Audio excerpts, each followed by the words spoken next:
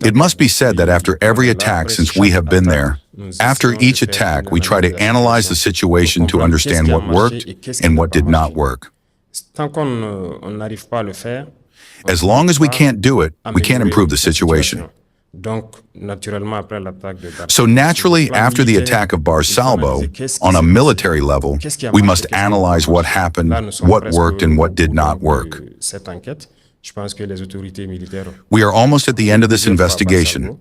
I think the military authorities have been to Bar Salbo several times to investigate, to continue to investigate through Kaya. The responsibilities will be set in a few days. I am waiting for the result of the report, and the sanctions will fall. All the attacks, that's what we do. There have been attacks where we have often brought some people to their knees who have failed in their duties. Because we don't have a choice as long as we are committed, and we feel that the failure comes from the device, we have to get rid of it. In West Africa lies a nation grappling with challenges yet taking shape and standing firm under the leadership of one man. Who else? Ibrahim Traoré. Since rising to power, Traoré has faced more than his share of storms, including alleged coups and attempts of bribery scandals targeting his soldiers, but he keeps on standing firm and tall amidst all this chaos and challenges. Ibrahim Traoré came into power way back in 2022 during one of Burkina Faso's most turbulent times. The nation was already reeling from a previous coup, widespread insecurity and economic hardship. Yet Traoré, a young and determined leader, took the reins with the promise to restore order, sovereignty and pride of his people of Burkina Faso. From the outset, his leadership has been a beacon of hope for many, but it has also made him a target. As he navigates the delicate balance of leadership, Traoré faces persistent threats to his rule. So what keeps him standing tall amidst all this chaos? Africa is Marwa explores. Welcome back to another episode of Africa is Marwa. If you're coming back or you're new here, it's because you're curious and passionate and ready to explore the rich untold stories of Africa, the stories that make this continent uniquely ours. Africa is Marwa isn't just a channel, it's a movement, a journey through the heart of Africa. Marwa, from my local community, means ours, because this is Africa. Its success, challenges, and dreams belongs to us. So if you are ready to journey through Africa, don't forget to hit that subscribe button, like, and join the conversation in the comment section. Let us uncover the stories together, because Africa is Marwa. You now believe Africa is ours. So we have to face this situation of destabilization, of murder, and of everything, because we have affected the interests of many people. There is social inequality, there is corruption, there is poor management of public health. If we try to straighten all this, inevitably, we will affect the individual interests of some people. And these people are often rich. They have money, they use it to manipulate often poorer people, to put them at risk. This is internal. And these same people do not hesitate to coalesce with the imperialist forces who spend their time trying to impoverish us. The other side are these external forces.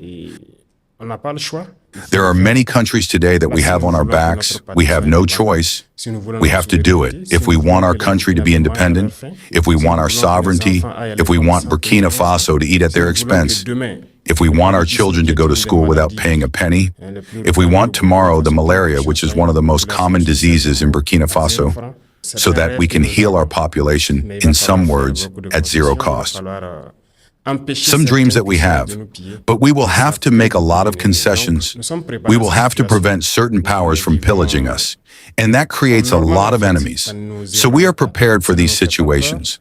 We live them as normal, in fact. It does not frighten us, it does not scare us. It still gives us the courage to move forward. Because through these events, we know that the directive line that we have chosen is the best line for our country, for our people. So we live it like that. And the plotters, actually, we have spent 2 years raising awareness, talking, putting people on guard. But it was necessary for the Burkinabe to see for themselves how far certain Burkinabe can go against the country. If we had started to serve in a certain way, it is not obvious that you will understand us. Captain Thomas Sankara was misunderstood at some point, maybe because they started strong. But we had to let the people see, understand what these plotters are, communicate with the people. Since taking office, Traore has faced numerous allegations of coup attempts. Reports actually suggest that certain fractions of his military have been approached and offered bribes to destabilize the government. These claims highlight the internal pressures that he has been facing ever since he has taken power, within the ranks of those that are tasked to protect him, and now being looked up to try and subdue his leadership. This isn't unusual in a region where political instability is actually a recurring theme, because you remember even before Ibrahim Traoré took into office, it's a coup that had happened. I would say that the morale of the troops is at a fixed level. Because to engage, to defend the country, you know that when you're a soldier, there is another state of mind. It is natural in the army. To get up, take your backpack, your weapon, and go to the front is not given to everyone. But generally in the head of the soldier, when he leaves, it is with pride. He knows what can happen, but it is with pride that he leaves. And today, with what we have put in place, we are trying to make an effort through the support of the people. Many soldiers are really proud to be soldiers. That is why they give their body and soul. And with all the support that the people also make in their place, I think that it can only boost the morale. It is true that this situation of destabilization does not affect them, but it gives them even more courage to fight. They understand better why they have to fight for their country. They know that it is not for nothing that we are trying to destabilize ourselves. Despite the fact that we were able to change the situation in terms of equipment, training, if people still try to destabilize it, gives more arguments to the military to boost their morale and to fight. It must be said that after every attack since we have been there, after each attack, we try to analyze the situation to understand what worked and what did not work. As long as we can't do it, we can't improve the situation. So naturally, after the attack of Bar Salbo, on a military level, we must analyze what happened, what worked, and what did not work. We are almost at the end of this investigation. I think the military authorities have been to Bar Salbo several times to investigate, to continue to investigate through Kaya. The responsibilities will be set in a few days. I am waiting for the result of the report, and the sanctions will fall. All the attacks, that's what we do. There have been attacks where we have often brought some people to their knees who have failed in their duties. Because we don't have a choice as long as we are committed, and we feel that the failure comes from the device, we have to get rid of it. So we are waiting for the final report to act. Regarding the victims, it is natural. We have adopted laws so that the children of those who would have lost their lives in this war, we recover them as a treasure of the nation, and those who have fallen, we take them as martyrs. The government is permanently on the side of the population to be able to take charge on the psychological side, on the humanitarian side, health and everything, of all the members of the families who have been affected by this tragedy. Traore has said apart his ability to maintain composure and focus despite the relentless pressures that he has been facing. His leadership extends beyond mere survival. He has positioned himself as a champion of the African sovereignty, rejecting external interference and urging Burkina Faso to reclaim its destiny. His Pan-African vision has actually drawn comparison to other bold African leaders who have dared to dream of an independent and a united Africa. In the Sahel region, where extremist insurgency threatened stability, Traore's military strategies and focus on national unity have actually earned him both praise and criticism at the same time, also in terms of democracy. His resilience still shines through as he continues to lead with conviction, refusing to bow down to internal and external pressures. If you notice, first of all, in terms of investment, the first steps we took were an analysis of a certain number of factors. First of all, we have to promote what our artisans are putting into practice. That is, Faso Damfani, Coco Donda. This led us to reflect on the issue of towels, teachers' towels, which were imported expensively. We instructed the minister to change the towels. Today, it is done in Faso Damfani. The ladies who do it, there are many ladies who joined the workshop, and it is a great achievement for the employees. Also, the instruction was given to the Ministry of Justice to change their towels to be able to adapt to our Faso Damfani and many other social classes, even in the army. I think if you have followed the minister's outfit, it is in Burkina Faso Damfani. There are many things that we try to promote locally and in many other areas, especially in transformed products. Currently, we are in the dynamic of promoting everything that can transform our raw materials.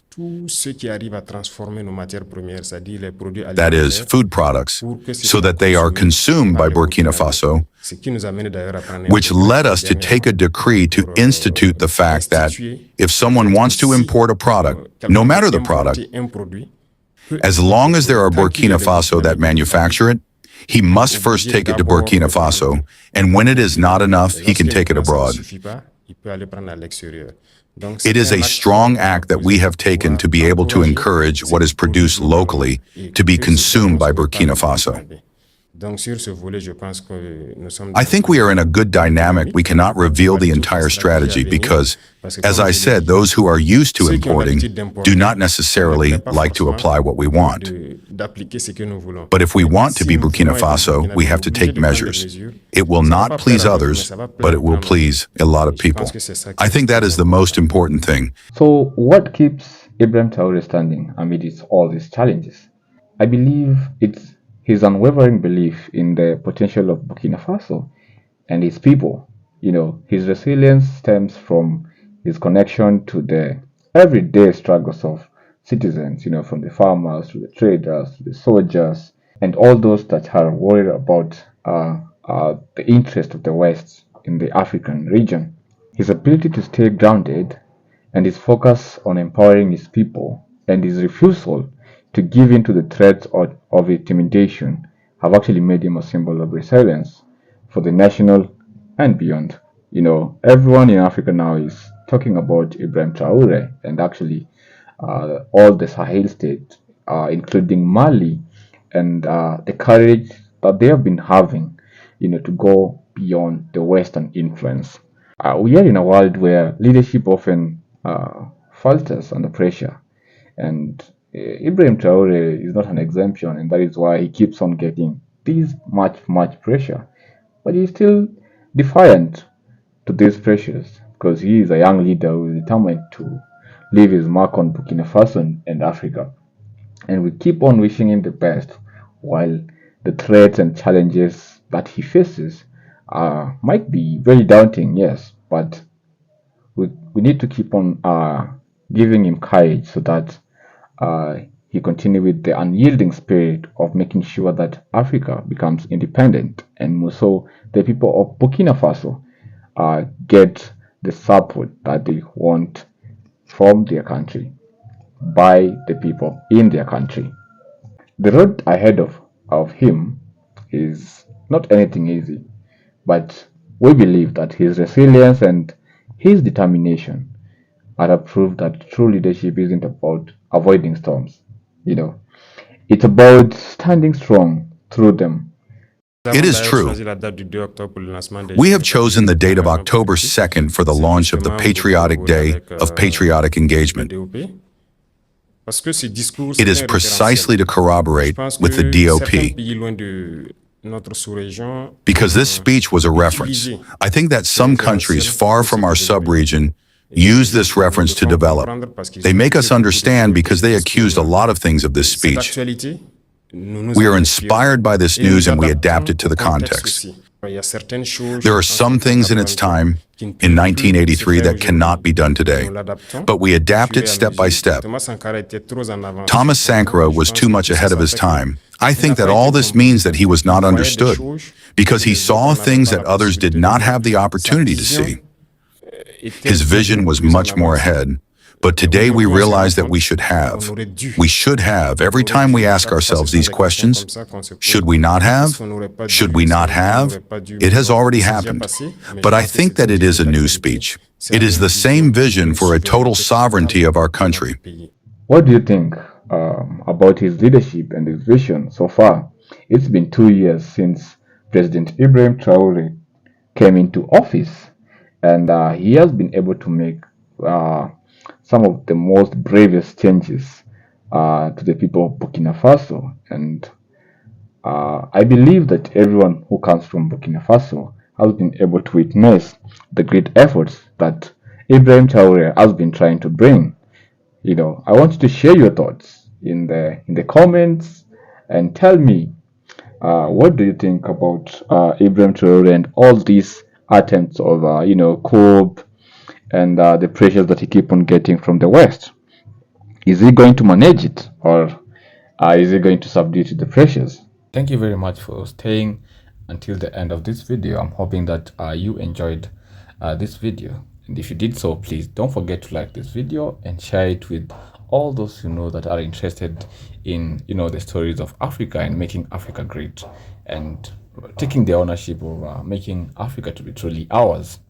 Please leave me a comment section below and tell me what you'd want me to do next, so that I may take it into consideration. Please, please, please, for those coming back, thank you very much. I really appreciate your support that you have been giving me ever since we started Africa is Marwa. And for those who are new and have enjoyed this video until the end, please come back next time so that we keep on the stories of Africa. See you on the next video. Bye bye.